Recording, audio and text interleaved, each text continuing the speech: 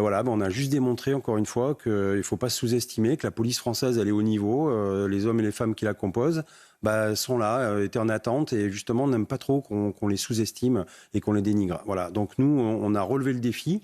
Défi, j'allais dire, réussi. Et en fait, on démontre tout au monde entier le savoir-faire français. Il faut souligner que toutes les forces de l'ordre ont sacrifié leur vie familiale, leur congé d'été aussi, comme tout citoyen ou tout travailleur, on avait le droit de poser des congés, sauf que là, on nous avait dit non, 100% de présence. Donc il a fallu déjà revoir un peu toute la logistique familiale. C'est très compliqué.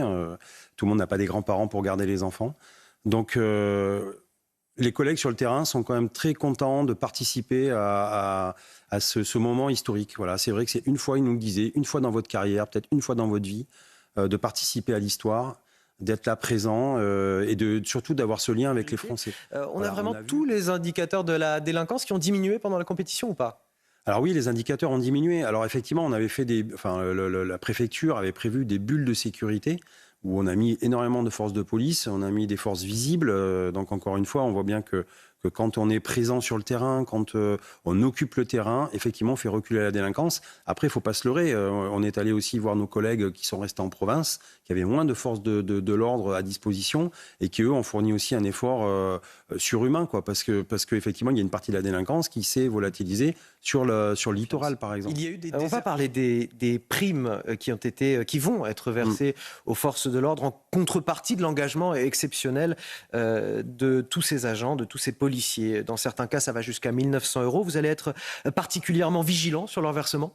Ah bien sûr, on ne peut pas nous décerner une médaille d'or pour avoir participé au JO et d'avoir effectivement monté le niveau de sécurité et de notre côté ne pas nous payer nos primes. Là, on ne comprendrait pas. Donc en fait, on a demandé un haut niveau d'investissement de tous les policiers et les gendarmes en France.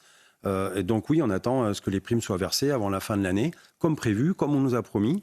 Et encore une fois, si la promesse n'était pas réalisée, je pense qu'il y aurait de graves soucis dans les forces de l'ordre. Et cela ne risque pas de se faire au détriment d'autres investissements dont la police a besoin également en termes de matériel ? C'est là où il faut être vigilant. C'est-à-dire qu'il y a des coupes franches, on l'a bien vu même cette année, coupes franches dans le budget.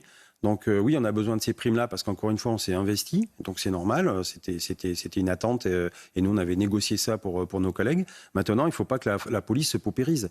Quand on a vu qu'il y a eu un grand effort de fait les dernières années pour avoir une police à niveau, avec des nouveaux véhicules, des moyens, si aujourd'hui on va reprendre du retard parce qu'on va geler les crédits et qu'on revient dans ce mauvais concept de dire bon voilà, vous avez eu ça, maintenant vous allez faire ça avec quelques années et puis on reviendra dans 10 ans, forcément vous allez avoir par exemple un parc de véhicules qui va se détériorer très rapidement. Un dernier mot sur les Jeux Olympiques pour dire bravo aussi aux athlètes qui émanent de la police nationale. 5 médailles, dont une en or, 2 en argent et 2 en bronze. Bah oui, bravo. Vous êtes fiers ? Ouais, on est fiers, mais parce qu'en fait, encore une fois, la police, c'est une vitrine. Et pendant longtemps, on a laissé justement le sport de côté dans la fonction publique. Et on trouve que c'est une bonne idée. C'est une bonne idée, ça valorise le métier de policier. On voit justement des visages d'athlètes, des jeunes qui touchent. D'ailleurs, encore une fois, je vous dis, tout est multiculturel, c'est comme ça, c'est la société.